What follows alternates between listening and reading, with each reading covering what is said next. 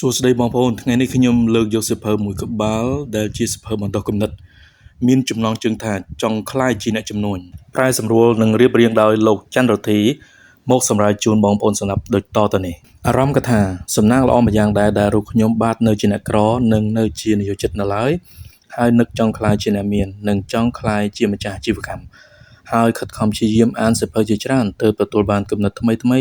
ជាច្រើនតើមានប្រយោជន៍អ្វីបើខ្ញុំបានអានគំនិតល្អៗនោះហើយតែមិនយកគំនិតនោះ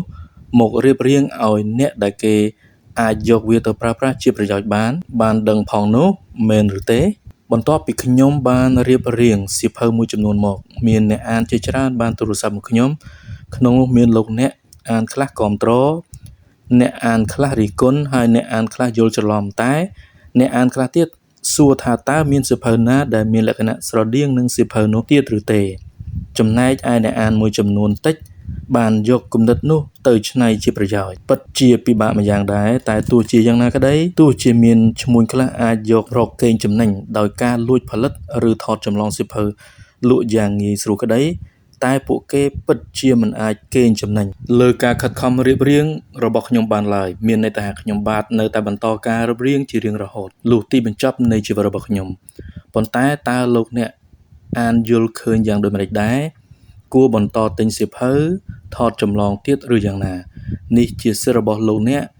តែបើទិញសៀវភៅថតចម្លងសូមមេត្តាកុំទូរស័ព្ទមករិះគន់ខ្ញុំបាទថាមើលមិនច្បាស់ព្រោះខ្ញុំបាទមិនដឹងថាតើជនខ្វះមនសិការរូបណា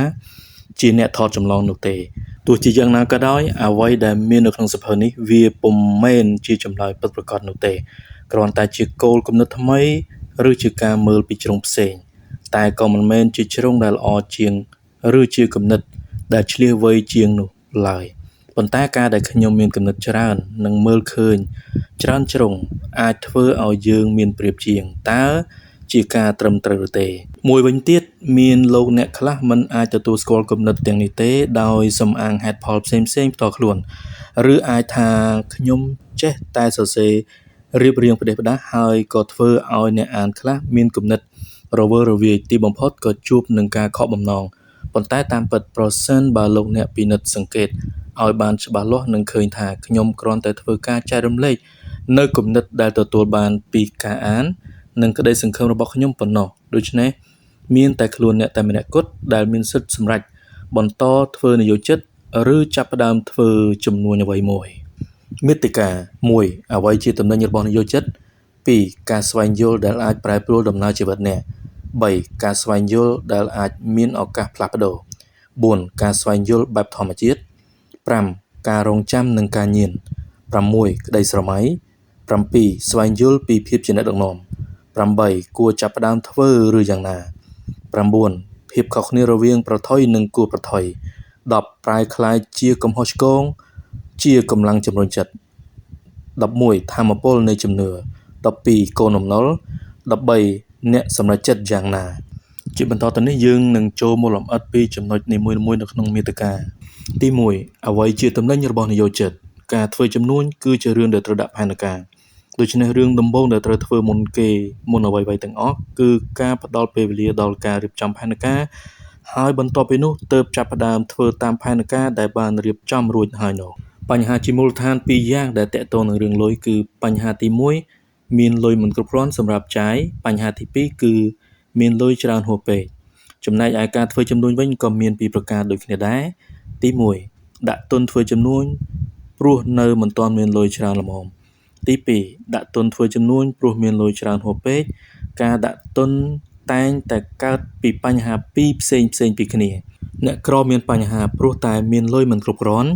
ចំណែកអ្នកមានក៏មានបញ្ហាដែរព្រោះតែមានលុយច្រើនហួសពេកប៉ុន្តែមនុស្សដែលចម្រើនវ័យក្នុងត្រកូលដែលមានបញ្ហាលុយមិនគ្រាន់ចាយតែងគិតថាបញ្ហារឿងលុយមានតែមួយបែបប៉ុណ្ណោះតែការពិត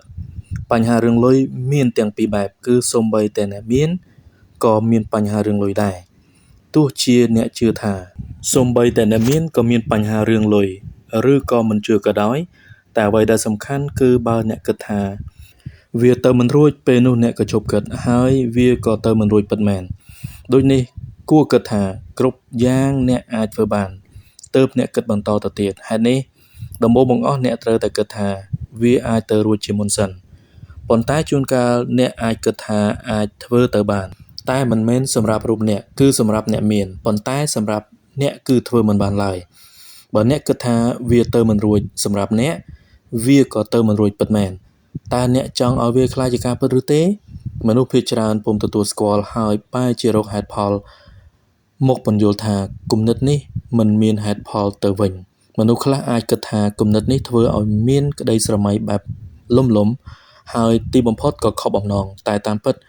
ទាំងនេះគ្រាន់តែជាការចែករំលែកនៅក្តីសង្ឃឹមប៉ុណ្ណោះពុំមែនជារូបមន្តនោះទេដូចនេះអ្វីៗគឺអាស្រ័យលើខ្លួនអ្នកជាអ្នកកំណត់វាឲ្យคล้ายទៅជាការពិតទំនិញរបស់នយោជិតគឺពេលវេលាហើយពេលវេលាដែលនយោជិតមានគឺមានដែនកំណត់ដូចនេះចំណូលរបស់គេក៏ប្រកាសជាមានកំណត់ដែរគឺស្របទៅតាមពេលវេលាដែលគេមានហេតុនេះ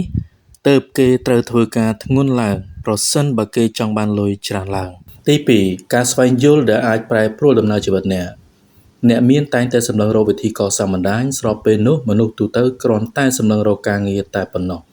បញ្ហាមួយដែលតែងតែជួបប្រទះគឺគ្រូបង្រៀនផ្នែកពាណិជ្ជសាស្ត្រពុំធ្លាប់បានធ្វើជំនួញរបស់ខ្លួនឬមិនមានបទពិសោធន៍ក្នុងការធ្វើចំនួនឡើយ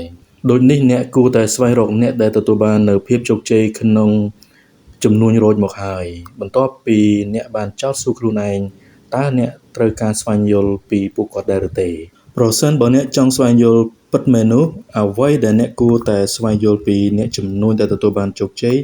មានដូចជាការយល់ឃើញពីដំណើរឆ្ពោះទៅកាន់ភាពជោគជ័យពុទ្ធិជាអ្នកដឹកនាំពុទ្ធិក្នុងការទំនាក់ទំនងពុទ្ធិក្នុងការចរចាការយកឈ្នះការខ្លាចការសង្ស័យនិងការមិនជឿលើខ្លួនឯងពុទ្ធិក្នុងការធ្វើចំនួនពុទ្ធិក្នុងការកសាងភាពគួរឲ្យជឿទុកចិត្តបានពុទ្ធិក្នុងការគ្រប់គ្រងហិរញ្ញវត្ថុពុទ្ធិក្នុងការគ្រប់គ្រងពេលវេលាការដាក់ផែនការរៀបចំប្រព័ន្ធការងារការស្វែងយល់ដែលប្រែប្រួលដំណើរជីវិតអ្នកគឺអ្វីមនុស្សយើងមានធាតុ4គឺទឹកដីភ្លើងខ្យល់ហើយវដ្តនៃជីវិតក៏4ដែរគឺកើតចាស់ឈឺស្លាប់ចំណែកឯការស្វែងយល់ដែលអាចប្រែប្រួលដំណើរជីវិតយើងបានក៏មាន4ដែរគឺបញ្ញាអារម្មណ៍រាងកាយនិងដួងព្រលឹងដូចនេះការសិក្សាស្វែងយល់ផ្អែកតែលើផ្នែកបញ្ញាតែម្យ៉ាងដោយមានតែការបង្រៀនពុទ្ធិដែលសំខាន់ដូចជាការអានការសរសេរការគណនានិងពុទ្ធិដែលសំខាន់ផ្សេងៗទៀតដែលអាចហៅជារួមថាពុទ្ធិផ្នែកបញ្ញាតែមិនបានផ្ដោតសំខាន់លើការសិក្សាស្វែងយល់លើផ្នែកអារម្មណ៍លើការវឹកហាត់មានជំនាញខាងរាងកាយនិងការអភិវឌ្ឍខាងដួងព្រលឹងគឺជាអ្វីដែលពុំទាន់គ្រប់គ្រាន់នៅឡើយទេការស្វែងយល់ទៅលើផ្នែកអារម្មណ៍អ្វីមួយដែលជាទម្លាប់បែបចាស់នៅក្នុងការបង្រៀនគឺការយក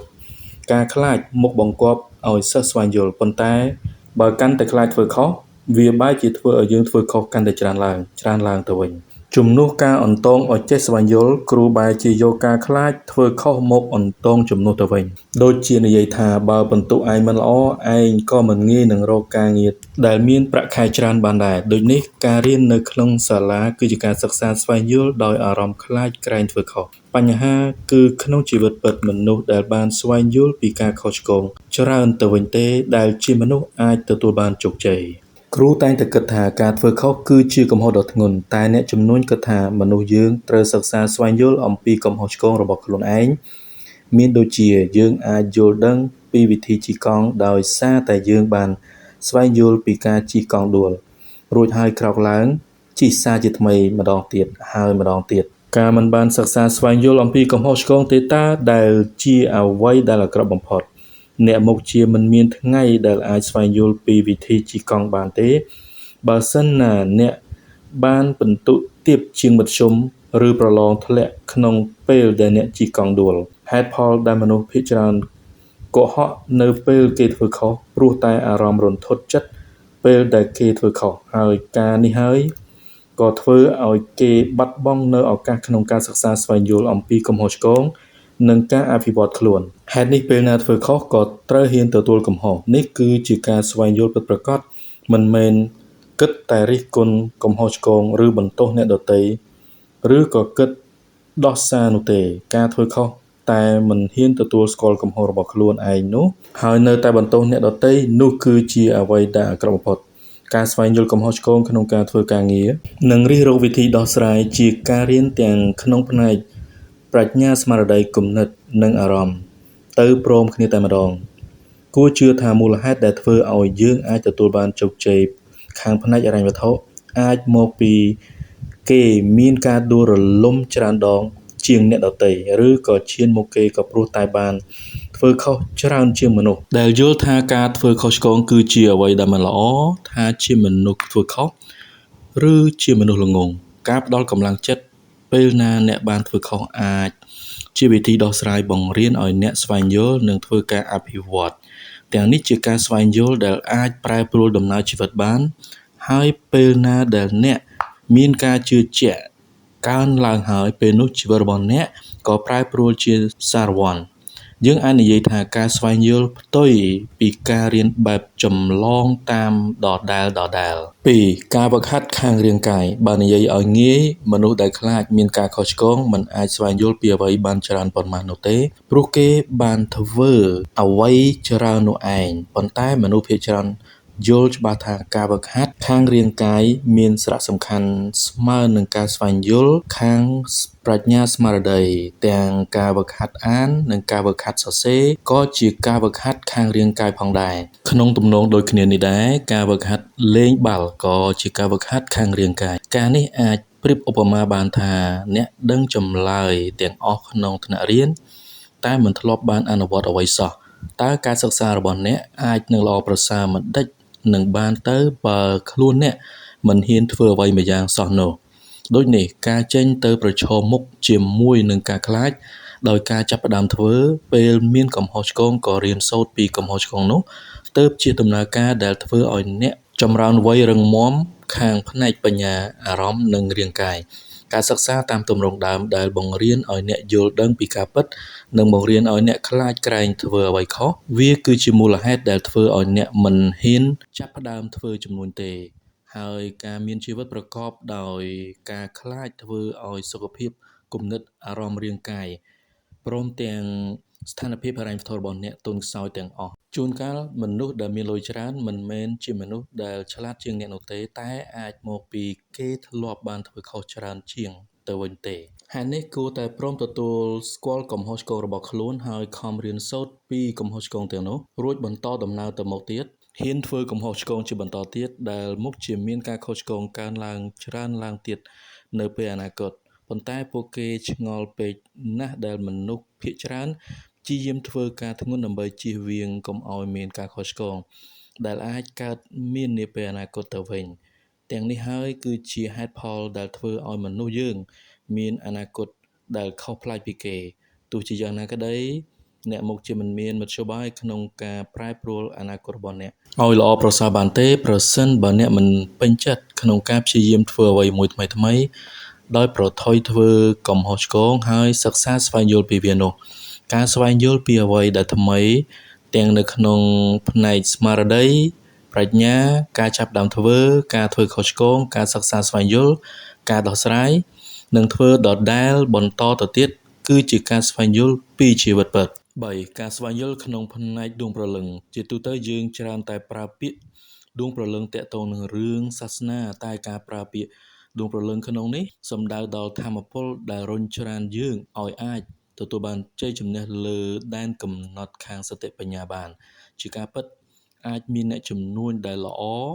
និងអ្នកជំនួញដែលមិនល្អហើយក៏មានអ្នកបួសដែលល្អនិងអ្នកបួសដែលមិនល្អផងដែរដូចនេះពេលនិយាយដល់ការស្វែងយល់ខាងដួងព្រលឹងក៏អាចសំដៅដល់ការរួមដែលស្វែងយល់ពីផ្នែកខាងសាសនាផងដែរប៉ុន្តែតាមការពិតរឿងសាសនារឿងនយោបាយរឿងរួមភេទរឿងលុយកាក់ក៏ជារឿងដែលយើងមិនគួរនឹងលើកយកមកអធិប្បាយនោះទេការស្វែងយល់ដើម្បីប្រែប្រួលជីវិតគឺជាការស្វែងយល់ដែលកើតឡើងទាំងផ្នែកប្រាជ្ញាស្មារតីអារម្មណ៍រាងកាយនិងដួងព្រលឹងដែលវាជារឿងត្រូវតែចំណាយពេលវេលានិងត្រូវមានអ្នកផ្ដល់ការណែនាំផងដែរបន្តទៅនេះយើងមកស្ដាប់ចំណុចទី3នៃមាតិកាការស្វែងយល់ដែលអាចមានឱកាសផ្លាស់ប្ដូរពេលកូនចៅនៅតូចឪពុកម្ដាយជាច្រើនតែងប្រដៅកូនថាទៅសាលារៀនកូនខំរៀនឲ្យពូកែបានពិន្ទុល្អហើយកូននឹងបានការងារធ្វើស្រួលមិនលំបាកមិនប្រើកម្លាំងបាយ ហើយអាចមានប្រាក់ខែអស់មួយជីវិតប៉ុន្តែបើសិនណាអ្នកចង់មានគឺអ្នកត្រូវគិតធ្វើអាជីវកម្មផ្ទាល់ខ្លួនតែមនុស្សភាគច្រើនពុំអាចនឹងមានថ្ងៃក្លាយជាអ្នកមានបានទេដោយសារតែគេរវល់តែគិតដល់អាជីវកម្មរបស់អ្នកដទៃជារៀងរាល់ថ្ងៃបើអ្នករវល់តែសម្លឹងរកការងារដែលស្ថិតស្ថេរច្រើនប៉ុណ្ណានោះអ្នកមុខជាគ្រប់គ្រងដំណើរជីវិតរបស់អ្នកអាចគ្រប់គ្រងចំណូលអាចគ្រប់គ្រងពេលវេលាទំនេររបស់ខ្លួនឯងបានកាន់តែតិចទៅប៉ុណ្ណោះនោះដែរនេះហើយគឺជាមូលហេតុដែលពេលមាននរណាសួរអ្នកថាតើឯងចង់ធ្វើអ្វីពេលធំឡើងអ្នកគួរតែឆ្លើយតបទៅវិញភ្លាមថាខ្ញុំចង់ធ្វើជាអ្នកជំនួញប៉ុន្តែមនុស្សខ្លះបែរជាយល់ថាអ្នកជំនួញគឺជាមនុស្សលោភជាមនុស្សអាក្រក់ជាមនុស្សកេងប្រវ័ញ្ចជាមនុស្សដែលចម្រាញ់យកផលប្រយោជន៍ពីអ្នកក្រឬពីមនុស្សប្រើកម្លាំងពលកម្មនិងជាមនុស្សពុំមានសីលធម៌ហើយជួនកាលគេក៏ជាមនុស្សមិនស្មោះត្រង់ទៀតផងទៅវិញហេតុដូចនេះការផ្លាស់ប្ដូរការយល់ឃើញដែលជារឿងដ៏ងាយសោះប៉ុន្តែជួនកាលវាប្រែក្លាយជាមិនងាយឡើយសម្រាប់មនុស្សខ្លះព្រោះវាជារឿងអ្វីដែលបានកប់ជ្រៅក្នុងផ្នត់គំនិតរបស់គេរួចទៅហើយប៉ុន្តែការពិតអ្នកជំនួញពុំមែនជាមនុស្សដែលគ្មានសីលធម៌នោះទេនិងមិនមែនជាមនុស្សអាក្រក់ដោយការយល់ឃើញរបស់អ្នកខ្លះនោះទេទោះជាយ៉ាងណាក៏ដោយមូលហេតុដែលមនុស្សភាគច្រើនមិនអាចផ្លាស់ប្ដូរពីនិយោជិតមកធ្វើជាអ្នកជំនួញបានសម្រេចដោយសារខ្លួនរបស់គេផ្ទាល់តែម្ដងមិនមែនព្រោះតែគេមិនមានលុយនោះទេប៉ុន្តែអាចបណ្ដាលមកពីអ្វីដែលគេត្រូវផ្លាស់ប្ដូរមានច្រើនណាស់ដើម្បីអាចយកឈ្នះប្រាជ្ញាស្មារតីគំនិតអារម្មណ៍រាងកាយនិងឈ្នះដួងព្រលឹងរបស់ខ្លួនគេផ្ទាល់តែម្ដងការផ្ដល់កម្លាំងចិត្តឲ្យដល់ខ្លួនឯងឲ្យក្រោកឡើងជាថ្មីគឺជាអ្វីដែលលំបាកខ្លាំងជាងការរកលុយទៅទៀតមនុស្សខ្លះគិតថាអ្នកមានមិនដឹងទេថាអ្នកក្រមានអារម្មណ៍បែបណាពេលដែលខំធ្វើការហើយតែមិនបានឡើងប្រាក់ខែប៉ុន្តែនិយោជិតមិនដឹងទេថាអ្នកជំនួញតែងមានអារម្មណ៍យ៉ាងណានៅពេលណាដែលមានការខាតដើមដ៏ច្រើនសន្ធឹកសន្ធាប់នោះបើដឹងថាតើប្រាជ្ញាស្មារតីគំនិតអារម្មណ៍រាងកាយនិងដួងព្រលឹងរបស់អ្នកនឹងថយចុះច្រើនប៉ុណ្ណានោះអ្នកត្រូវធ្វើការប្រែប្រួលក្នុងរឿងបញ្ញាគំនិតអារម្មណ៍រាងកាយនិងដួងព្រលឹងប៉ុន្តែការបាត់បង់ការជឿជាក់លើខ្លួនឯងវារឹតតែគ្មានតម្លៃជាងការបាត់បង់លុយដ៏ច្រើនទាំងនោះទៅទៀតកាលណាអាជីវកម្មដួលរលំត្រូវធ្វើបន្តទៀតជួនកាលអ្នកមានក៏អាចដួលរលំច្រើនដងមុននឹងធ្វើឲ្យអាជីវកម្មបានជោគជ័យតែការក្រោកឡើងចាប់ផ្ដើមជាថ្មីជាអ្វីដែលត្រូវពុះពៀនិងដួងព្រលឹងអារម្មណ៍នឹងដំណើរការកសាងកម្លាំងចិត្តឲ្យដល់ខ្លួនឯងយ៉ាងខ្លាំងតែពេលដែលអ្នកអាចធ្វើបានសម្រេចលុយក៏ហូរចូលមកឥតឈប់ដែរថ្វីបើការផ្ដល់កម្លាំងចិត្តឲ្យដល់ខ្លួនឯងឲ្យក្រោកឡើងសាជាថ្មីគឺជាអ្វីដែលលំបាកជាងការរកលុយទៅទៀតក៏ដោយក៏អ្នកត្រូវតែយកចិត្តទុកដាក់នឹងរឿងការកសាងកម្លាំងចិត្តឬស្ដារកម្លាំងចិត្តឲ្យត្រឡប់មកវិញម្ដងទៀតជានិច្ចពេលណាសាងកម្លាំងចិត្តបានរួចហើយបន្ទាប់ពីនោះទើបគិតត្រឡប់ទៅសាងអាជីវកម្មបើអ្វីទាំងនេះជារឿងដែលអ្នកចាប់អារម្មណ៍នោះអ្វីដែលអ្នកធ្វើគឺជ្រើសរើសធ្វើការងារនៅក្នុងក្រុមហ៊ុនណាដែលផ្ដោតលើការអភិវឌ្ឍខ្លួនអ្នកហើយក៏ព្យាយាមអភិវឌ្ឍខ្លួនឯងឲ្យបានច្រើនបំផុតតាមដែលអាចធ្វើទៅបានព្រោះមិនមាននរណាម្នាក់អាចជួយអ្នកបានក្រៅពីខ្លួនអ្នកផ្ទាល់ឡើយម្យ៉ាងទៀតអ្នកអាចជ្រើសរើសធ្វើការតាមវិធីរបស់អ្នកក៏បានដែរតែត្រូវចងចាំជានិច្ចថាការបដូរពីនិយោជិតទៅជាអ្នកជំនួញអ្វីដែលអ្នកត្រូវលះបង់វាច្រើនជាងលុយច្រើនដងទៅទៀតតើត្រូវចំណាយពេលយូរប៉ុណ្ណានៅពេលណាដែលសង្គមបរិយាកាសរបស់អ្នកផ្លាស់ប្ដូរទស្សនៈរបស់អ្នកក៏ផ្លាស់ប្ដូរដែរដូចនេះអ្នកត្រូវផ្លាស់ប្ដូរសង្គមបរិយាកាសទាំងអស់របស់អ្នកឲ្យលឿនបំផុតតាមដែលអាចធ្វើទៅបានព្រោះគ្រប់យ៉ាងនឹងផ្ដើមពេលដែលសង្គមបរិយាកាសឬមនុស្សដែលអ្នករាប់អានបានផ្លាស់ប្ដូរការបដូរមនុស្សដែលអ្នករាប់អានជារឿងសំខាន់ណាស់ជាពិសេសក្នុងពេលចាប់ផ្ដើមដំបូងដែលថាសំខាន់ក៏ព្រោះតែមនុស្សភាគច្រើនចំណាយពេលវេលាភាគច្រើននៃជីវិតរបស់ពួកគេជាមួយនឹងការធ្វើការងារប្រចាំក្នុងនាមជានិយោជិតមួយវិញទៀតអ្វីដែលគួរឲ្យអៀនខ្មាសបំផុតនោះគឺគេតែងតែផ្ដល់ពេលវេលាដល់ការធ្វើការនៅឯកន្លែងធ្វើការរបស់គេច្រើនជាងការចំណាយពេលវេលានៅជាមួយនឹងគ្រួសាររបស់គេទៅទៀតអ្វីទាំងនេះគឺជាដើមហេតុដែលថា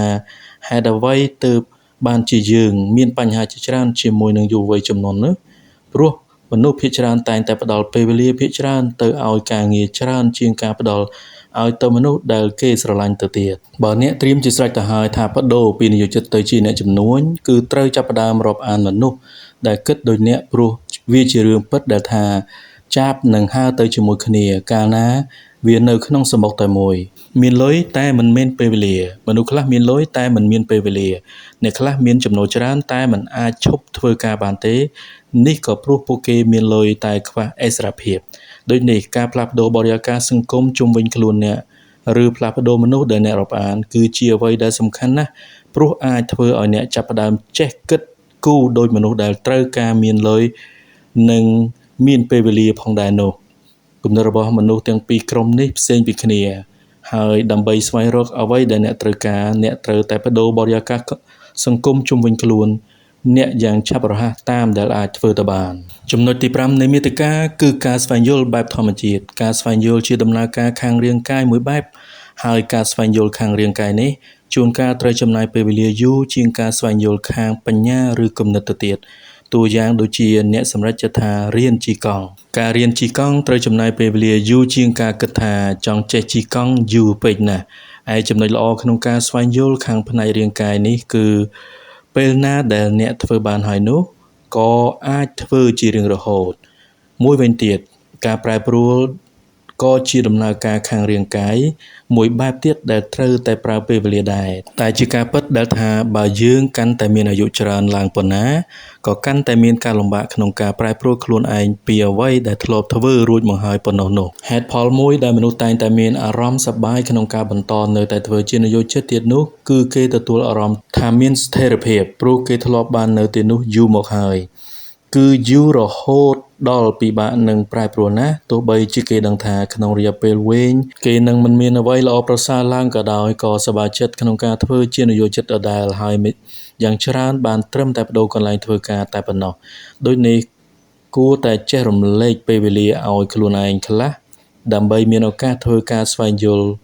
និងសាកល្បងធ្វើការប្រែប្រួលហើយអ្វីដែលពិបាកបំផុតនោះគឺការប្រែប្រួលគំនិតនិងផ្លាស់ប្ដូរជ្រុងដែលធ្លាប់មើលរបស់ខ្លួនឯងការស្វែងយល់បែបធម្មជាតិអ្នកឈ្នះពិតប្រាកដដឹងថាការចាញ់ជាផ្នែកមួយរបស់ការឈ្នះមានតែអ្នកចាញ់ប៉ុណ្ណោះដែលយល់ថាអ្នកឈ្នះមិនធ្លាប់ចាញ់អ្នកចាញ់ជាមនុស្សដែលតែងស្រមៃថានឹងឈ្នះព្យាយាមធ្វើគ្រប់យ៉ាងតាមដែលអាចធ្វើទៅបានដើម្បីជៀសវាងកុំឲ្យមានកំហុសឆ្គងកើតឡើងដោយនេះក្នុងរយៈពេល5ឆ្នាំដំបូងនៃការផ្ដើមធ្វើអាជីវកម្មគួរតែព្រមឲ្យកំហុសឆ្គងកើតមានច្រើនតាមដែលអាចធ្វើទៅបានព្រោះគួរជឿថាក្នុងរយៈពេល5ឆ្នាំដំបូងបើសិនអ្នកកាន់តែស្វែងយល់ពីកំហុសឆ្គងបានច្រើនប៉ុណ្ណានោះអ្នកក៏កាន់តែមានភាពឆ្លៀសវៃច្រើនឡើងប៉ុណ្ណោះដែរផ្ទុយទៅវិញបើសិនណាអ្នកមិនបានធ្វើឲ្យមានកំហុសឆ្គងបន្តិចសោះក្នុងរយៈពេល5ឆ្នាំដំបូងនេះនោះក៏មុខជាមិនមានអ្វីឆ្លាតឡើងឡើយក្រៅពីត្រូវចាស់អស់5ឆ្នាំទៀតប៉ុណ្ណោះមនុស្សខ្លះមិនទទួលបានជោគជ័យក្នុងជីវិតព្រោះតែគេមិនពេញចិត្តនឹងការពុះពៀក្នុងគ្រាដំបូងនៃជីវិតដែលពោរពេញទៅដោយការរារែកនិងភាពក្រៀមស្រពោនមូលហេតុដែលអន្តងឲ្យធ្វើបែបនេះព្រោះតែយល់ថាការធ្វើខុសឆ្គងគឺជាអ្វីដែលមិនគួរនឹងត្រូវតែជៀសវាងឲ្យខានតែបានទៅល្អដូចនេះតាំងតែចេញពីសាលារៀនមនុស្សខ្លះច្រើនតែលាក់ខ្លួននៅក្នុងសម្បុកគឺគេសំងំក្នុងសម្បុកនៃភាពជានិយោជិតហើយមិនព្រមរៀនហើរសោះឡើយដូចនេះគួរស្វែងយល់ពីអ្វីដែលអន្តងឲ្យអ្នកអាចហើរចេញពីសម្បុកបានឲ្យបានច្រើនជាងការទ្រាំនៅជានិយោជិតដ៏ស្មោះត្រង់ម្នាក់ក្នុងចន្លោះពេលដែលមានអារម្មណ៍ថាខ្លាចសង្ស័យនិងអស់សង្ឃឹមត្រូវផ្ដល់កម្លាំងចិត្តឲ្យដល់ខ្លួនឯងដោយរកអ្នកដែលធ្លាប់ទទួលបានជោគជ័យចាំជួយអ្នកនិងមិនបន្ទោសអ្នកពេលណាអ្នកបរាជ័យឬដេញអ្នកចេញដូចនៅកន្លែងដែលអ្នកធ្វើការទៀតតើมันជាការធ្វើប្រហែសហួសពេកទេឬដែលអ្នកបណ្ដោយឲ្យជីវិតជាប់នឹងការងារដែលពុំមានការធានាស្ថិរភាពណាមួយនោះឬបដូរការងារជារឿយៗឬក៏ធ្វើការទៅមួយថ្ងៃរហូតដល់អ្នកចាស់ធ្វើអ្វីឡើងកើតទៀតឬយ៉ាងណាចំណុចទី5នៃមាតិកាការរងចាំនិងការញៀនបើធ្វើជាម្ចាស់អាជីវកម្មល្អម្ដេចក៏មនុស្សភាគច្រើនមិនចាប់ផ្ដើមជាម្ចាស់អាជីវកម្មតែម្ដងទៅ វាមុខជាមិនងាយក្នុងការឆ្លើយនៅសំណួរខាងលើនេះទេតែបើសិនជាឆ្លើយបែបងាយៗថាព្រោះតែដើមទុនខ្ពស់ពេកចម្លើយនេះក៏មិនទាន់អាចផ្ដល់នូវអត្ថន័យដែលបានត្រឹមត្រូវប៉ុន្មានដែរព្រោះមានរឿងផ្សេងៗជាច្រើនទៀតដែលគ្របដណ្ដប់យ៉ាងទូលំទូលាយជាងរឿងលុយច្រើនណាស់ពោលគឺនៅមានកត្តាផ្សេងៗជាច្រើនទៀតដែលនឹងត្រូវពុះពៀនិងត្រូវលះបង់ដើម្បីអាចចូលទៅបង្កើតអាជីវកម្មបានតួយ៉ាងដូចជាអ្នកដែលធ្វើអាជីវកម្មផ្ទាល់ខ្លួនភាគច្រើនតែងតែធ្វើដោយខ្លួនឯងផ្ទាល់ការបណ្ដោយឲ្យអាជីវកម្មប្រព្រឹត្តទៅដោយខ្លួនវាឬដោយអ្នកដទៃវាជារឿងពុំអាចទៅរួចឬជាអ្វីដែលមានការលំបាកនិងមិនអាចទ្រាំធ្វើបានទេទោះជាយ៉ាងណាក្តីអ្នកអាចជាអ្នកមានបានទាល់តែបដូរវិធីគិតរបស់អ្នកឲ្យដូចជាវិធីគិតរបស់មនុស្សដែលធ្វើជាម្ចាស់អាជីវកម្មបានជាមុនសិនហើយបន្ទាប់មកត្រូវតែចេះប្រើទ្រព្យដែលបណ្ដាក់ទុននោះទៅដាក់ទុនលើអ្វីផ្សេងបន្តទៅទៀតវិធីដែលអាចបដូរការគិតរបស់អ្នកទៅជាការបង្កើតអាជីវកម្មវាពិតជាលំបាកពិតមែនតែអ្នកក៏ល្មមអាចវាតម្លៃវាបានថាតើដើមទុនដែលអ្នកត្រូវចំណាយក្នុងការបង្កើតអាជីវកម្មមានច្រើនប៉ុណ្ណាទោះជាយ៉ាងណាក៏ដោយពេលណាដែលនិយាយដល់ដើមទុនគឺដល់បច្ច័យដតីជាច្រើនទៀតក្រៅពីរឿងរបស់លុយជោគជ័យមិនបានវាស់លើលុយមនុស្សខ្លះសម្រេចចិត្តចូលរួមឬចាប់ផ្ដើមធ្វើអាជីវកម្មព្រោះត្រូវការលុយហើយពេលដែលមិនអាចរកលុយបានក្នុងរយៈពេល2-3 ខែដំបូងឬ2-3 ឆ្នាំដំបូងគេក៏អស់សង្ឃឹមជួនកាលគេអាចសម្រេចចិត្តឈប់ធ្វើអាជីវកម្មតែម្ដងក៏មានការបដូរពីនិយោជិតមកជាអ្នកជំនួញចាំបាច់ត្រូវបដូរទាំងបញ្ញាបដូរគំនិតអារម្មណ៍រាងកាយនិងដួងព្រលឹងអ្វីទាំងអស់នេះវាចាំបាច់ត្រូវតែចំណាយពេលវេលាច្រើនជាងការសិក្សាយកសញ្ញាបត្របរិញ្ញាបត្រទៅទៀតទន្ទឹមនឹងនោះអ្នកត្រូវតែស្វែងយល់រឿងថ្មីៗគ្រប់ពេលវេលាផងដែរមនុស្សជាច្រើនតែងយល់ឃើញថាលុយជាឧបសគ្គក្នុងការផ្លាស់ប្ដូរខ្លួនឯងពីនិយោជិតទៅជាម្ចាស់អាជីវកម្មម្យ៉ាងវិញទៀតដោយសារតែលុយនេះហើយដែលធ្វើអ្វីដែលធ្វើឲ្យមានការប្រែប្រួលកើតឡើងដោយលំបាក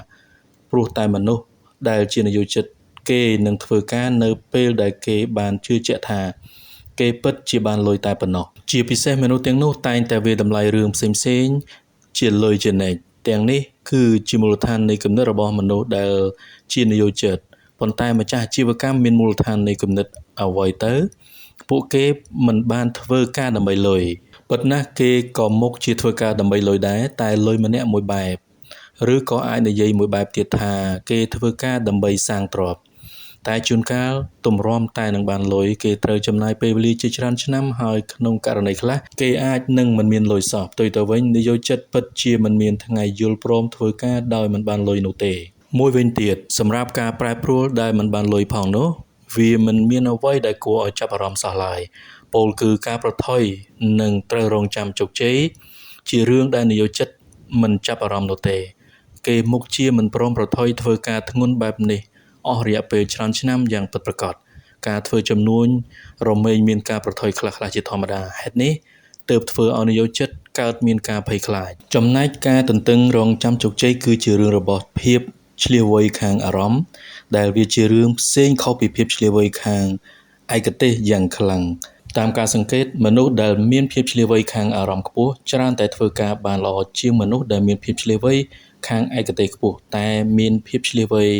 ខាងអារម្មណ៍ទាបទាំងនេះហើយដែលអាចជាផ្នែកមួយនៃការពន្យល់ថាហេតុអ្វីមនុស្សខ្លះរៀនពូកែណាស់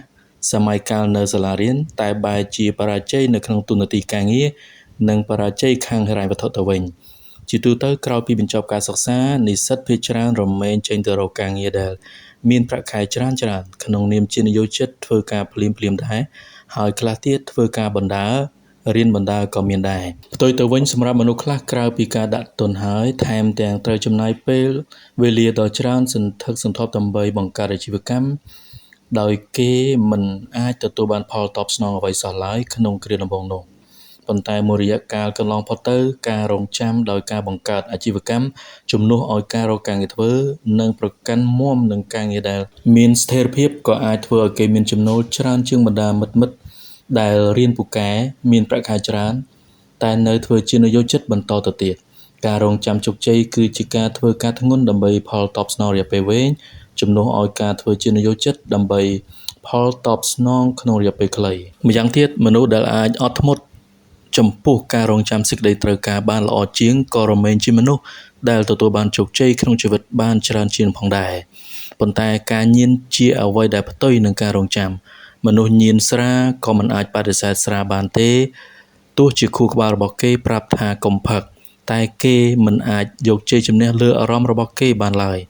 ដូចគ្នានឹងមនុស្សដែលញៀនបារីដែរអ្នកអាចប្រាប់មនុស្សដែលញៀនបារីថាកុំជក់ឬអាចប្រាប់ថាពិសាបារីបំផ្លាញសុខភាពរបស់ខ្លួនឯងនិងមនុស្សដែលនៅក្បែរខ្លួន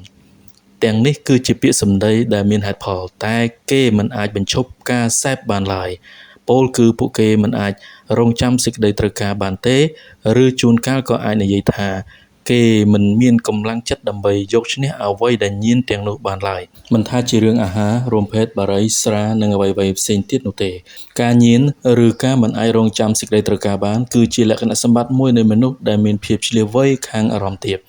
ចំណែកឯលុយវិញសម្រាប់មនុស្សជាច្រើនវាក៏ជាគ្រឿងញៀនមួយមុខដែរឧទាហរណ៍មានមនុស្សខ្លះខំតស៊ូអត់ធ្មត់ដើម្បីធ្វើការ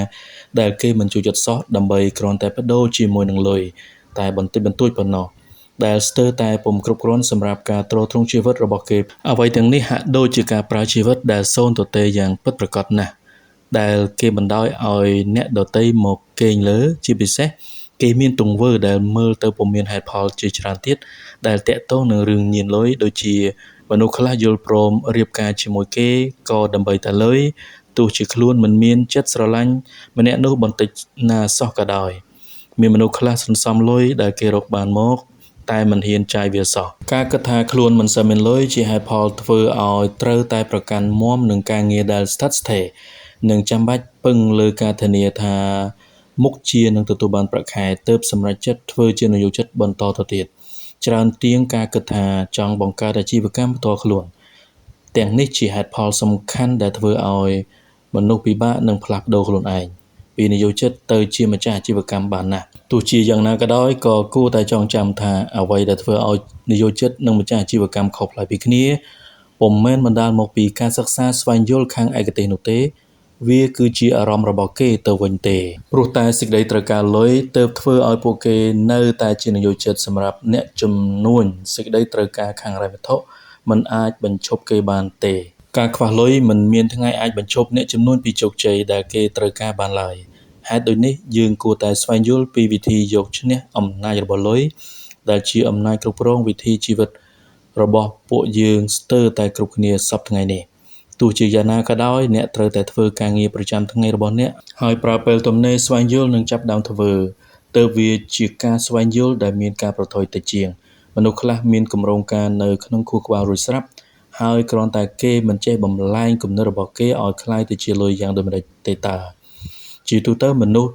ដែលត្រូវការលុយឬត្រូវការទទួលលុយមុនច្រើនតែជាអ្នកដែលធ្វើជានយោជិតដូចនេះបើអ្នកចង់មានការធានាលើផលតបស្នងរបស់អ្នកក៏ជានយោជិតយ៉ាងពិតប្រាកដប៉ុន្តែសម្រាប់អ្នកជំនួញវិញគេនឹងបានផលតបស្នងពេលអាជីវកម្មរបស់គេទទួលបានជោគជ័យឬអាចនិយាយម្យ៉ាងទៀតថាអ្នកមានមិនធ្វើការដើម្បីលុយបើគេមិនធ្វើការដើម្បីលុយតើគេធ្វើការដើម្បីអ្វីទៅចម្លើយគឺធ្វើការដើម្បីសាងទ្រព្យហើយទ្រព្យនោះធ្វើការយ៉ាងធ្ងន់ធ្ងរដើម្បីរកលុយមកបន្ថែមទៀតចំណុចទី6នៃមេត្តាគឺក្តីស្រមៃមានមនុស្សខ្លះពុំមានក្តីស្រមៃអ្វីឡើយព្រោះក្តីស្រមៃគឺជាអ្វីដែលមានដើមទុនតើដល់ពេលហើយឬនៅដែលអ្នកត្រូវតែពង្រឹងទំហំនៃក្តីស្រមៃរបស់ខ្លួនរវាងមនុស្សដែលបំផ្លាញក្តីស្រមៃរបស់អ្នកនិងការផ្ដល់សារៈសំខាន់លើក្តីស្រមៃរបស់អ្នកតើអ្នកជ្រើសរើសយកមួយណាប៉ុន្តែមិនមានអ្វីដែលអាក្រក់ជាងការដែលមិត្តឬមនុស្សជាទីស្រឡាញ់របស់អ្នកចូលមកបំផ្លាញក្តីស្រមៃរបស់អ្នកដោយសារការយល់ដឹងមិនដល់របស់គេដូចជាពាក្យដែលគេនិយាយប្រាប់អ្នកថាឯងមិនអាចធ្វើជំនួញបានទេវាប្រថុយហួសពេកហើយឯងដឹងឬទេមានមនុស្សប៉ុន្មានអ្នកហើយដែលបរាជ័យកុំល្ងងពេកឯងទៅយកគំនិតបែបនេះមកពីណាបើវាជាគំនិតដែលល្អពិតមែនប្រហែលជាអ្នកដតីនាំគ្នាធ្វើអស់ហើយខ្ញុំធ្លាប់ធ្វើហើយខ្ញុំប្រាប់យកតែបុណ្យទៅវាទៅមិនរួចទេតាមការសង្កេតមនុស្សដែលចូលចិត្តបំផ្លាញគំនិតរបស់អ្នកដតីនោះច្រើនតែជាមនុស្សដែលធ្លាប់ដួលរលំពីមុនមករួចមកហើយដូចនេះបើសិនងាកទៅមើលការស្វែងយល់ខាងដួងព្រលឹងឃើញថាក្តីស្រមៃគឺជារឿងដែលមកពីការស្វែងយល់ខាងដួងព្រលឹងចំណែកអ្នកដែលចូលចិត្តបំផ្លាញក្តីស្រមៃ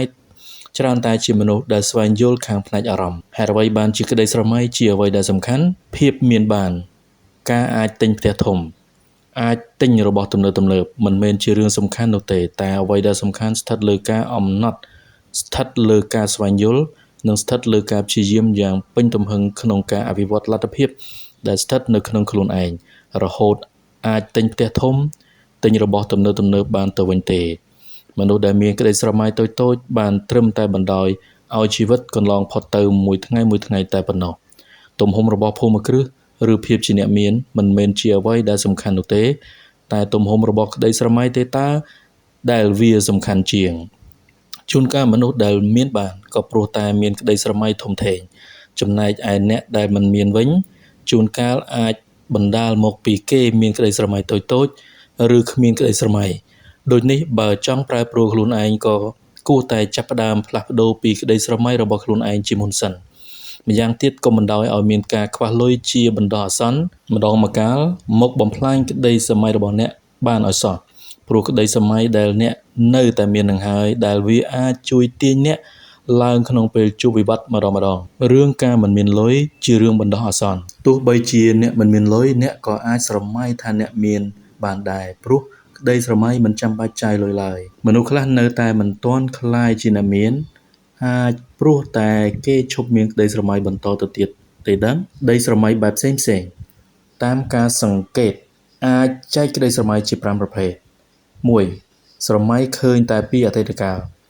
មានមនុស្សខ្ជិលលិចលង់ក្នុងជោគជ័យដែលខ្លួនឯងធ្លាប់ទទួលបានរួចមកហើយកាលពីអតីតកាលដែលវាបានកន្លងហួសទៅហើយទៅវិញប៉ុន្តែតាមពិតក្តីស្រមៃក្នុងអតីតកាលគឺជាចំណុចបញ្ចប់របស់គេទេតាព្រោះគេអាចទទួលបានជោគជ័យម្ដងទៀតលុះតែគេបានសាងក្តីស្រមៃថ្មីឡើងមកម្ដងទៀតប៉ុណ្ណោះ 2. ស្រមៃឃើញតែរឿងតូចមានមនុស្សខ្លះស្រមៃឃើញតែរឿងតូចព្រោះគេត្រូវការទំនុកចិត្តថាគេអាចធ្វើបានតែបញ្ហាគឺទោះជាក្តីស្រមៃតូចជានិច្ចដែលគេអាចធ្វើបានក៏ពិតមែន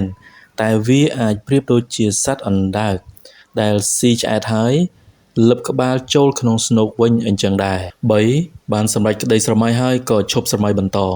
មនុស្សដែលមានអាជីពដូចដែលកាលគេមានក្តីស្រមៃកាលនៅពីរៀននៅមធ្យមសិក្សាទុតិយភូមិហើយតែមិនមានក្តីស្រមៃថ្មីបន្តទៀតឡើយដូចជានិយាយថាកាលពី10ឆ្នាំមុនគេមានក្តីស្រមៃចង់ធ្វើជាវេជ្ជបណ្ឌិតហើយក៏ក្លាយជាវេជ្ជបណ្ឌិតពិតមែនប៉ុន្តែពេលនេះគេបែរជាមានអារម្មណ៍ថាធុញទៅវិញ 4. ចូលចិត្តស្រមៃធំប៉ុន្តែមិនដែលបានដាក់ផែនការធ្វើឲ្យពិតប្រាកដម្ដងណាសោះគេមិនដែលធ្វើអ្វីបានសម្រេចឡើយហើយគេតែងមានមិត្តប្រភេទនេះដូចគ្នាដែរគេច្រើននិយាយថាមានផែនការថ្មីនិយាយប្រាប់ឲ្យស្ដាប់វាជាអ្វីដែលធំណាស់ដែលខ្ញុំទើបតែគិតឃើញឬនិយាយថាលើកនេះមិនដូចកាលពីលើកមុនទេឬខ្ញុំខំធ្វើការដើម្បីមានលុយច្រើនសម្រាប់ចាយនិងសល់ខ្លះដើម្បីរកស៊ីដាក់ទុនធ្វើអ្វីមួយ 5. មនុស្សដែលមានក្តីស្រមៃធំហើយពេលសម្រេចដោយក្តីស្រមៃរបស់គេហើយគេក៏បន្តដំណើរទៅមុខទៀតដើម្បីក្តីស្រមៃដែលធំជាងបន្តទៅទៀតអ្នកនឹងដូចអ្វីដែលអ្នកបានគិតហើយគួរចាំថាអ្នកអាចជ្រើសរើសបានជានិច្ចរវាងការខ្លាចនិងការជឿជាក់ដែលនៅទីបំផុតវាអាចមកកំណត់អ្វីដែលអ្នកបានគិតចំណុចទី7នៃមាតិកាការស្វែងយល់ភាពជាអ្នកដឹកនាំសមត្ថភាពក្នុងការនិយាយរបស់មនុស្សជាអ្វីដែលសំខាន់តែមិនមែនត្រឹមតែការនិយាយប៉ុណ្ណោះទេគឺរួមទាំងសមត្ថភាពក្នុងការទាក់ទាញចិត្តផងពុទ្ធិដែលសំខាន់បំផុតក្នុងការធ្វើចំនួនគឺជាភាពជាអ្នកដឹកនាំជាធម្មតាមនុស្សយើងតែងមានពុទ្ធិជាអ្នកដឹកនាំគ្រប់គ្នាប៉ុន្តែមានមនុស្សតិចណាស់ដែលនឹងលះបង់ពេលវេលាដល់ការស្វែងយល់ដើម្បីអាចអភិវឌ្ឍពុទ្ធិដ៏សំខាន់នេះពោលគឺមានមនុស្សមិនប្រមាណអ្នកទេដែលយកចិត្តទុកដាក់អភិវឌ្ឍពុទ្ធិនេះយ៉ាងពិតប្រាកដព្រោះមានមនុស្សនិយាយច្រើនតែមានមនុស្សតិចអ្នកណាស់ដែលស្ដាប់មួយវិញទៀតលុយច្រើនតែហូរចូលទៅរកអ្នកដឹកនាំហេតុនេះបើអ្នកត្រូវការលុយច្រើនឡើងនោះអ្នកក៏ត្រូវអភិវឌ្ឍភាពជាអ្នកដឹកនាំឲ្យបានច្រើនឡើងជាមុនសិនពុទ្ធិជាអ្នកដឹកនាំជាអ្វីដែលខ្វះមិនបានក្នុងការធ្វើចំនួនក្នុងអាជីពនីមួយៗទោះបីជានិយោជិតក្តីធ្វើអាជីវកម្មផ្ទាល់ខ្លួនក្តីធ្វើជាម្ចាស់អាជីវកម្មក្តីជានិយោគិនក្តីសុទ្ធតែមានភាពជាអ្នកដឹកនាំទាំងអស់តែអ្នកដឹកនាំក្នុងអាជីពនីមួយៗមិនចាំបាច់ជាមនុស្ស ដែលទទួលបានជោគជ័យក្នុងអាជីវកម្មនោះជានិច្ចនោះទេលើកឡើងតែជាម្ចាស់អាជីវកម្មអ្នកដែលទទួលបានជោគជ័យធំប៉ុណ្ណោះដែលអាចធ្វើជាអ្នកដឹកនាំបានល្អព្រោះលុយពុំបានរត់ទៅរកអាជីវកម្មដែលមានទំនិញល្អៗឬសេវាកម្មដែលល្អបំផុតនោះទេប៉ុន្តែលុយនឹងរត់ទៅរកអាជីវកម្មដែលមានអ្នកដឹកនាំនិងអ្នកគ្រប់គ្រងចាត់ការដែលល្អបំផុតទៅវិញនោះទេការធ្វើជាម្ចាស់អាជីវកម្មមិនអាចខ្វះពុទ្ធិអ្នកដឹកនាំបានទេដូចនេះអ្នកប្រមាលមើលថាតើពុទ្ធិក្នុងភាពជាអ្នកដឹកនាំរបស់អ្នកគ្រប់គ្រាន់ហើយឬនៅមនុស្សដែលមានបញ្ហានៅក្នុងការផ្លាស់ប្ដូរពីនិយោជិតទៅជាម្ចាស់អាជីវកម្មតែងតែជាមនុស្សដែលមានភាពលេចធ្លោនៃពុទ្ធិផ្នែកតិចនិចឬពុទ្ធិក្នុងការគ្រប់គ្រងតែបែរជាមានពុទ្ធិក្នុងការដឹកនាំតិចបំផុតទៅវិញហេតុអ្វីបានជាត្រូវមានពុទ្ធិជាអ្នកដឹកនាំក្នុងការធ្វើជំនួញទោះជាមានបទពិសោធន៍ឬជាមនុស្សមានមុខមាត់ល្អស្អាតនិងមានប្រជាប្រិយភាពក៏ដោយតែបើមិនមានលក្ខណៈសម្បត្តិជាអ្នកដឹកនាំទេនោះមិនអាចបង្ហាញឲ្យឃើញនៅការមានជំនឿជឿជាក់លើខ្លួនឯងឡើយទោះបីជាគេអាចធ្វើបានក៏មិនប្រកាសថាគេអាចនឹងពង្រឹងឲ្យជំនួញធំឡើងបានយ៉ាងដូចម្តេចព្រោះខ្វះការជឿជាក់ទាំងនេះបង្ហាញឲ្យឃើញថាទោះជាគេធ្វើបានសម្រេចក៏បានតែតិចតួចប៉ុណ្ណោះភាពជាអ្នកដឹកនាំសំខាន់ខ្លាំងណាស់សម្រាប់ម្ចាស់អាជីវកម្មព្រោះតែម្ចាស់អាជីវកម្មត្រូវចេះសម្លឹងរកមនុស្សដែលឆ្លាតជាងខ្លួនមានបទពិសោធន៍ច្រើនជាងខ្លួនដើម្បីឲ្យយល់ព្រមមកធ្វើការជាមួយតួយ៉ាងដូចជាអ្នកជំនួញខ្លះមិនបានរៀនខ្ពង់ខ្ពស់ប៉ុន្មានទេហើយតែងតាក់ទងជាមួយបុគ្គលិកធនាគារមេធាវីគណនេយ្យករនិងអ្នកដទៃទៀតដើម្បីឲ្យមកធ្វើការឲ្យគេមនុស្សទាំងនោះភាគច្រើនជាមនុស្សដែលមានកម្រិតវប្បធម៌ខ្ពស់រហូតដល់បរិញ្ញាបត្រឬបរិញ្ញាបត្រជាន់ខ្ពស់ក៏មាននិយាយម្យ៉ាងទៀតមានន័យថាម្ចាស់អាជីវកម្មត្រូវតែធ្វើជាអ្នកដឹកនាំក្នុងការកំណត់ទិសដៅឲ្យដល់មនុស្សដែលមានការសិក្សាខ្ពស់ជាងខ្លួនយ៉ាងច្រើននិងមានជំនាញឯកទេសផ្សេងៗពីគ្នាផងម្យ៉ាងទៀតពេលណាគេត្រូវការបង្កើនទុនក្នុងការធ្វើអាជីវកម្មគេត្រូវទៅតាក់ទងមនុស្សដែលមានជាងដែរដូចនេះពុទ្ធិជាអ្នកដឹកនាំមិនអាចខ្វះបានទេក្នុងការធ្វើជំនួញព្រោះតែលុយការជឿជាក់និងភាពជាអ្នកដឹកនាំត្រូវការធ្វើដំណើរទៅមុខព្រមគ្នាតែម្ដងមនុស្សដែលជានិយោជិតពេលចាប់ផ្ដើមធ្វើអាជីវកម្មតែងតែមិនប្រកាសក្នុងចិត្តថាតើគេអាចនឹងបានលុយដើរមកវិញឬទេមិនមែនខ្លាចដួលរលំឬខ្លាចមិនបានជោគជ័យនោះទេលុយច្រើនតែហូរទៅរកមនុស្សដែលជាអ្នកដឹកនាំបើអ្នកចង់បានលុយវិធីដែលងាយបំផុតនោះគឺអ្នកត្រូវអភិវឌ្ឍខ្លួនឯងឲ្យបានក្លាយជាអ្នកដឹកនាំការតាក់ទងបែបអារម្មណ៍ទល់នឹងអារម្មណ៍មនុស្សយើងភាគច្រើនតែងតែតាក់ទងបែបអារម្មណ៍ទល់នឹងអារម្មណ៍ដោយច្រើនតែនិយាយដល់ការខ្លាចនិងចំណង់របស់ខ្លួនមនុស្សដែលតាក់ទងបែបអារម្មណ៍ទល់នឹងអារម្មណ៍ច្រើនតែនិយាយថាបើឯងរៀនមិនបានពិន្ទុល្អឯងក៏មិនអាចរកការងារបានធ្វើល្អដែរបើឯងមិនមកធ្វើការទាន់ម៉ោងទេឯងមុខជាត្រូវគេដេញចោលសុវត្ថិភាពជាចម្បងកុំប្រថុយធ្វើអ្វីដែលមិនចាំបាច់ចូលហ៊ុនជាមួយខ្ញុំនោះអ្នកនឹងមានធ្វើតាមខ្ញុំត្រាប់ទៅដូចអ្នកដឹងហើយថាស្ថានភាពរបស់ក្រុមហ៊ុនពេលនេះមិនសូវល្អទេបើមិនចង់ឲ្យគេដេញចោលទេក៏នៅស្ងៀមល្អជាងការតាក់ទងបែបចិត្តទល់នឹងចិត្តការនិយាយរបស់អ្នកដឹកនាំគឺជាការតាក់ទងពីចិត្តដល់ចិត្តហើយថែមទាំងអាចប្រជ្រាបចូលទៅដល់ក្រអៅបេះដូងរបស់អ្នកស្ដាប់ពេលណាអ្នកដឹកនាំនិយាយពាក្យសម្ដីរបស់លោកក៏ជ្រាបចូលទៅក្នុងដួងព្រលឹងរបស់អ្នកស្ដាប់ដូចជានិយាយថាពេលណាបានពួកគេមកជាមិត្តស្មើនឹងខ្ញុំបានបំផ្លាញសត្រូវរបស់ខ្ញុំហើយតើមែនទេថ្ងៃណាដែលអ្នកដទៃយល់ព្រមនឹងអ្នកបើអ្នកមិនព្រមទៅនិយាយជាមួយនឹងគេនោះទេការឈ្នះគឺជាការចោះចាញ់អំណាចអាចប្រៀបបានទៅនឹងសម្រស់របស់ស្ត្រីកុំបណ្ដោយឲ្យរឿងដែលអ្នកមិនអាចធ្វើបានមករំខានរឿងដែលអ្នកអាចធ្វើបានឲ្យសោះមនុស្សដែលយកអ្វីដែលល្អបំផុតមកឲ្យខ្ញុំគឺមិត្តដែលល្អបំផុតរបស់ខ្ញុំចំណុចទី8នៃមាតិកាគួរចាប់ផ្ដើមធ្វើឬយ៉ាងណាជួនកាលអ្នកអាចភ្លេចខ្លួនហើយមិនដែលនឹកឃើញសួរខ្លួនឯងថាតើខ្លួនកំពុងខំប្រឹងប្រែងធ្វើការយ៉ាងខ្លាំងដើម្បីឲ្យអ្នកដទៃមានមែនឬទេក្នុងចន្លោះពេលដំបូងនៃជីវិតមនុស្សភាគច្រើនតែងត្រូវបាន បណ្ដុះឲ្យគិតដល់តែអាជីវកម្មរបស់អ្នកដទៃនិងធ្វើឲ្យអ្នកដទៃកាន់តែមានតែប៉ុណ្ណោះពោលគឺគ្រប់យ៉ាងចាប់ផ្ដើមដោយការមិនទាន់ដឹងក្តីដោយធ្វើតាមការណែនាំដែលថាត្រូវខំរៀនឲ្យពូកែដើម្បីអាចរកការងារធ្វើល្អៗបានមានប្រាក់ខែច្រើនដើម្បីអាចទិញរបស់ទំនើបជាទូទៅអ្នកដែលធ្វើតាមការណែនាំខាងលើនេះច្រើនតែคล้ายទៅជា 1. និយោជិតដែលធ្វើការដើម្បីឲ្យថៅកែមាន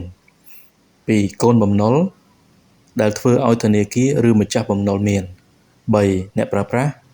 ដែលធ្វើឲ្យម្ចាស់អាជីវកម្មមានជំនួសឲ្យការខិតខំរកផ្លូវមានឲ្យខ្លួនឯងបែរជាជួយអ្នកដទៃឲ្យជួបផ្លូវកាត់ទៅវិញជំនួសឲ្យការយកចិត្តទុកដាក់នឹងអាជីវកម្មរបស់ខ្លួនឯងបែរជាត្រូវធ្វើការអស់មួយជីវិតដើម្បីតែអ្នកដទៃទៅវិញដូចនេះគួរចាប់ផ្ដើមធ្វើជំនួញហើយឬនៅចំណុចទី9នៃមាតិកាភាពខុសគ្នារវាងប្រថុយនិងគួរប្រថុយអ្នកខ្លះយល់ថាការធ្វើជំនួញគឺជាការប្រថុយតែតាមពិតកង្វះចំណេះដឹងនិងខ្វះការវឹកហាត់តែទើបវាធ្វើឲ្យមានការប្រថុយពិតប្រាកដសមត្ថភាពក្នុងការប្រែក្លាយសាច់ប្រាក់ឬកម្លាំងពលកម្មរបស់ខ្លួនឲ្យក្លាយជាទ្រព្យបានហើយធ្វើឲ្យកើតចរន្តសាច់ប្រាក់គឺជាភាពឆ្លាតវៃខាងហិរញ្ញវត្ថុជួនកាលមនុស្សយើងភ្លេចសួរខ្លួនឯងថាតើមួយណាឆ្លាតជាងរវាងអ្នកនិងលុយរបស់អ្នកមនុស្សខ្លះមិនព្រមប្រែប្រួលខ្លួនឯងសោះក្នុងពេលដែលសេដ្ឋកិច្ចបានរីកចម្រើនទៅហើយក្តីមិនតែប៉ុណ្ណោះគេថែមទាំងពេញចិត្តធ្វើទារុណកម្មមកលើខ្លួនឯងដោយមានកង្វល់និងមានអារម្មណ៍តានតឹងទៀតផងការគ្មានចំណេះដឹងឬក៏ការយល់ខុសទៅវិញទេដែលជាការប្រថុយពិតប្រាកដហើយការសង្ឃឹមលើប្រាក់ខែជាការប្រថុយបំផុតព្រោះมันអាចដឹងថាការងារដែលកំពុងធ្វើមានការប្រែប្រួលយ៉ាងណានោះទេ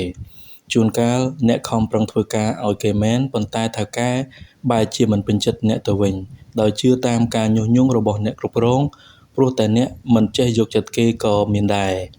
ជួនកាលអាជីវកម្មអាចមានបញ្ហាត្រូវកាត់បន្ថយបុគ្គលិកលក្ខណៈមួយវិញទៀតបើទិញទ្រព្យមិនប្រថុយទេប៉ុន្តែអ្នកបានសម្រេចចិត្តទិញបំណុលដោយបានយល់ច្រឡំថាវាជាទ្រព្យគឺជាការប្រថុយយ៉ាងណាមិញ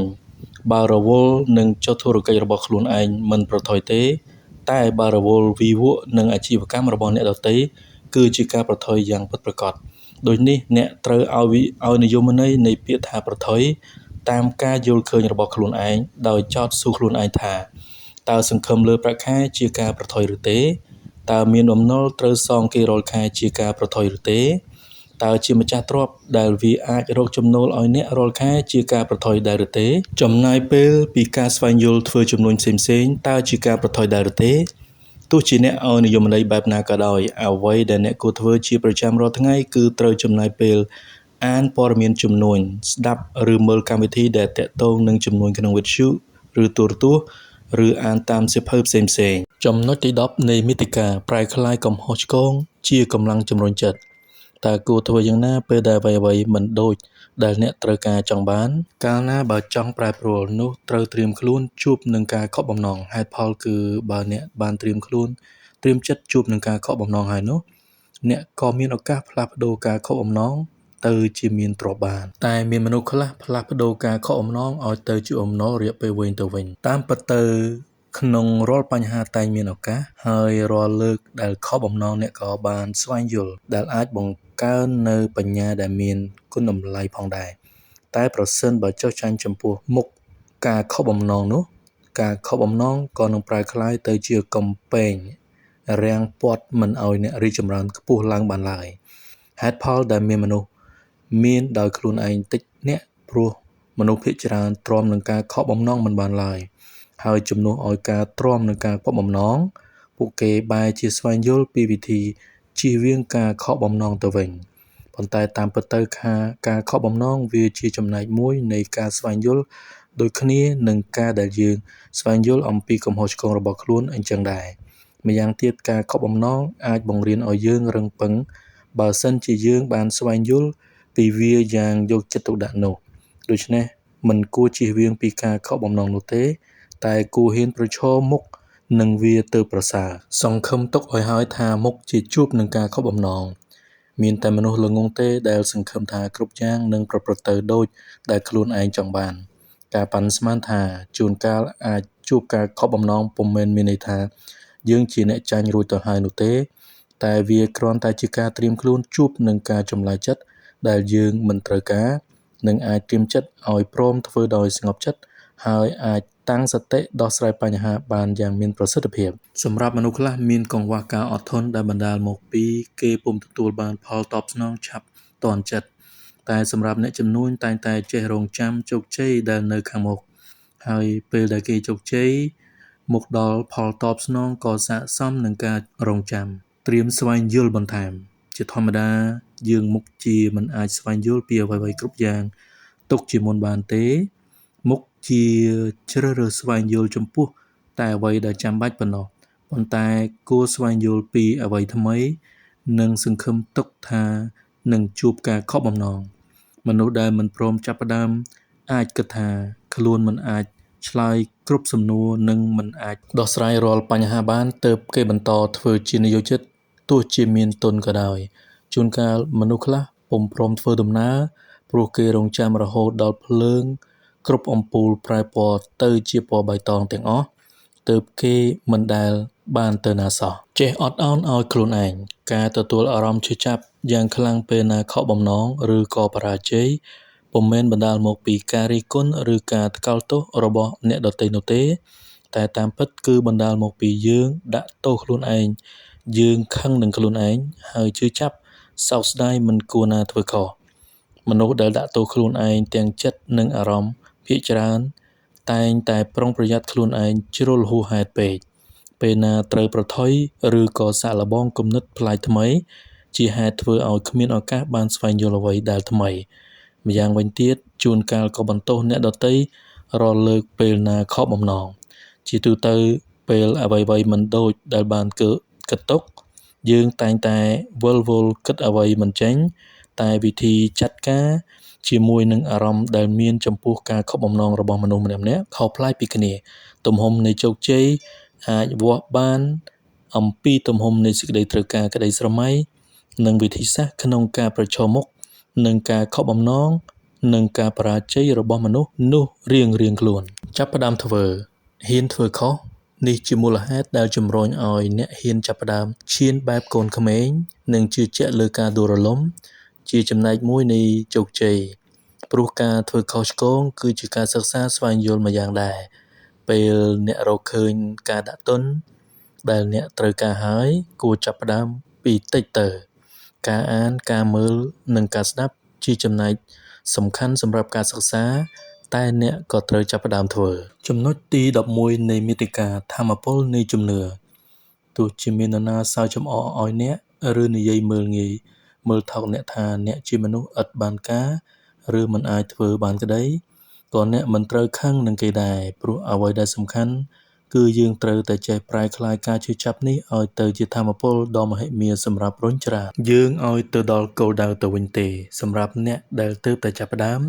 ចង់ធ្វើជំនួញអាចមានការសង្ស័យនឹងសមត្ថភាពរបស់ខ្លួននៅឡើយប៉ុន្តែតាមពិតទៅអ្នកមានគ្រប់យ៉ាងដែលអ្នកត្រូវការហើយគ្រាន់តែសុំឲ្យមានសេចក្តីត្រូវការមានការព្យាយាមនិងមានជំនឿជឿជាក់លើខ្លួនឯងដូចនេះមិនថាអ្នករៀនមិនពូកែក្តីមិនថាអ្នកជាអ្នកក្រឬអ្នកមានឬហេតុផលអ្វីផ្សេងក៏ដោយក៏មិនមានអ្វីជាឧបសគ្គរយៈពេលវែងដែរសូមឲ្យតែអ្នកមានសេចក្តីត្រូវការមានការព្យាយាមនិងមានជំនឿជាក់លើខ្លួនយ៉ាងមុតមាំតែប៉ុណ្ណោះការគិតជារូបភាពនៃចំណាំងផ្លាតពីកញ្ចក់ឆ្លុះបញ្ចាំងគំនិតរបស់យើងម្យ៉ាងទៀតការគិតសំខាន់ជាងរូបសន្តានដែលយើងមើលឃើញដោយភ្នែកដូចជាជួនកាលមនុស្សដែលយើងមើលឃើញថាគេមានសម្រស់ស្រស់ស្អាតគួរឲ្យចាប់ចិត្តតែខាងក្នុងរបស់គេបែរជាគិតថាខ្លួនឯងមិនស្អាតទៅវិញក៏មានជួនកាលមនុស្សដែលជាទីស្រឡាញ់របស់មនុស្សទូទៅប៉ុន្តែខ្លួនគេបែរជាមិនស្រឡាញ់ខ្លួនឯងទៅវិញពោលគឺការគិតជាផលនៃចំណាំងផ្លាតពីមនសិការរបស់យើងហើយការពិតមួយចំនួនក៏ត្រូវបើកចំហនៅពេលណាដែលយើងមានអារម្មណ៍ខឹងខ្លាំងជួនកាលយើងឆ្លុះកញ្ចក់មើលខ្លួនឯងហើយលាន់មាត់ថាខ្ញុំឥឡូវចាស់ជាងមុនច្រើនណាស់ខ្ញុំធាត់ជាងមុនច្រើនខ្ញុំស្រស់ស្អាតអញ្ចឹងបានជាពួកប្រុសៗតាមមើលមិនដាក់ភ្នែកពាក្យសម្ដីជាកញ្ចក់ ដូចនេះអ្នកត្រូវប្រុងប្រយ័ត្ននិងយកចិត្តទុកដាក់នឹងពាក្យសម្ដីរបស់អ្នកជាពិសេសគួរតែយកចិត្តទុកដាក់នឹងពាក្យសម្ដីណាដែលផុសចេញពីក្រអៅបេះដូងរបស់អ្នកទោះបីជាអ្នកនិយាយដល់អ្នកដទៃក៏ដោយដូចជានិយាយថាប្រពន្ធខ្ញុំគ្មានថ្ងៃនឹងយល់ទេតាមពិតអ្នកកំពុងនិយាយដល់ខ្លួនឯងតែអ្នកអាចយកភរិយាមកធ្វើជាលេសសម្រាប់ការមិនព្រមចាប់ផ្ដើមធ្វើជំនួញរបស់ខ្លួនប៉ុន្តែអ្នកមិនហ៊ាននិយាយថាខ្ញុំមិនហ៊ានទេឬខ្ញុំមិនអាចពន្យល់គំនិតថ្មីៗឲ្យនាងយល់បានទេពាក្យសម្ដីជាកញ្ចក់ឆ្លុះបញ្ចាំងនិងផ្ដល់ឱកាសឲ្យអ្នកមើលឃើញខ្លួនឯងបើអ្នកចង់ប្រែប្រួលអ្នកត្រូវដឹងថាការពិតនិងពាក្យសម្ដីទាំងនេះវាកើតចេញពីអារម្មណ៍ឬទេបើបណ្ដាលឲ្យអារម្មណ៍គ្រប់គ្រងការពិតនោះអ្នកមិនអាចធ្វើដំណើរទៅដល់គោលដៅបានទេព្រោះវាជាការរារាំងខ្លួនឯងដោយមិនដឹងខ្លួនការពិតនិងការកុហកខ្លួនឯងបើអ្នកលាក់កំបាំងការពិតនោះមានន័យថាអ្នកកុហកខ្លួនឯងហើយបើអ្នកកុហកខ្លួនឯងនោះការធ្វើដំណើររបស់អ្នកមុខជាគ្មានថ្ងៃអាចទទួលបានជោគជ័យនោះទេហេតុដូចនេះពេលមានអារម្មណ៍រារែកចិត្តឬមានគំនិតអវិជ្ជមានចូលរុករកឲ្យឃើញថាអ្វីជាការពិត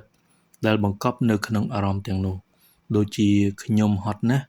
ខ្ញុំមិនចង់ស្វែងយល់អ្វីថ្មីៗទេវាអាចជាការពិតឬកុហកខ្លួនឯងព្រោះការពិតគឺបើខ្ញុំមិនស្វែងយល់ពេលនេះទេនោះខ្ញុំនឹងកាន់តែហត់នឿយជាងនេះទៅទៀតរុករកការពិតពីបេះដូងព្រោះអ្វីដែលជួបអាចជួយឲ្យអ្នកធ្វើការប្រែប្រួលដោយខ្លួនឯងកាន់តែងាយឡើងការធ្វើដំណើររបស់អ្នកអ្វីដែលយើងជួបដំបូងបង្អស់នោះគឺការរិះគន់ពីខ្លួនឯងការនឹកគិតថាយើងមិនអាចធ្វើបានទេយើងកំពុងតែធ្វើខុសការនឹកគិតផ្នែកអវិជ្ជមានផ្សេងៗដែលយើងរិះរកយកមកវាយប្រហារសកម្មភាពរបស់ខ្លួនឯងជួនកាលស្ទើរតែមិនអាចទ្រាំបានធ្វើឲ្យយើងបន្ទោសគ្នាទៅវិញទៅមកឧបសគ្គដែលសំខាន់បំផុតគឺការមិនប្រកបក្នុងចិត្តដោយខ្លួនឯងទូនាទីរបស់គូស្វាមីភរិយាម្ចាស់ភាគអូនជំនួញគឺចាំទឿនគ្នាថាយើងមានថាមពលលើសអារម្មណ៍អវិជ្ជមានទាំងឡាយដែលបង្កប់នៅក្នុងការទឿនឲ្យយើងមានការជឿជាក់លើខ្លួនឯងធ្វើឲ្យយើងជឿថាយើងពិតជាមនុស្សដែលមានគុណតម្លៃនិងមានតម្លៃគ្រប់គ្រាន់សម្រាប់ភាពមានបានដែលរងចាំនៅខាងមុខគួរសម្លឹងមើលទៅអនាគតមិនគួរសម្លឹងមើលទៅឧបសគ្គនោះទេអ្នកជាមនុស្សតែម្នាក់គត់ដែលមានសិទ្ធិជ្រើសរើសជឿឬមិនជឿក៏បានដែរតែរង្វាន់ក្នុងការធ្វើដំណើរមិនមែនមានត្រឹមតែឥស្សរភាពខាងហិរញ្ញវត្ថុប៉ុណ្ណោះទេថែមទាំងមានជំនឿជឿជាក់លើខ្លួនឯងទៀតផងដូចនេះអ្នកគួរគិតឲ្យធំជាងអ្វីដែលអ្នកមានថ្វីបើអ្នកមិនមែនជាមនុស្សពូកែគ្រប់យ៉ាងតែត្រូវអភិវឌ្ឍពុទ្ធិដែលអ្នកត្រូវការកុំរត់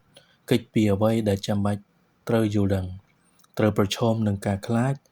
និងការមិនប្រកបក្នុងចិត្តហើយអ្នកក៏ជួបពិភពថ្មីត្រួតពិនិត្យមើលខ្លួនឯងម្នាក់រមែងមានវិធីរៀងខ្លួនអ្វីអាស្រ័យលើខ្លួនអ្នកតែម្នាក់គត់ដូចនេះត្រូវតែចេះចាប់ផ្ដើមជឿជាក់លើខ្លួនឯងចាប់ផ្ដើមគិតចាប់ផ្ដើមធ្វើឥឡូវនេះទោះជាយ៉ាងណាការធ្វើអាជីវកម្មផ្ទាល់ខ្លួនពុំមែនជារឿងដែលងាយនោះទេមិនមែនជាអ្វីដែលអ្នកអាចក្រោកឈរឡើងនិងអាចធ្វើបានជោគជ័យតែក្នុងរយៈពេល 2-3 ថ្ងៃឬ 4-5 ខែប៉ុណ្ណោះទេទោះជាអ្នកមានចំណេះដឹងរឿងហិរញ្ញវត្ថុកម្រិតណាក៏ដោយក៏ពេលដែល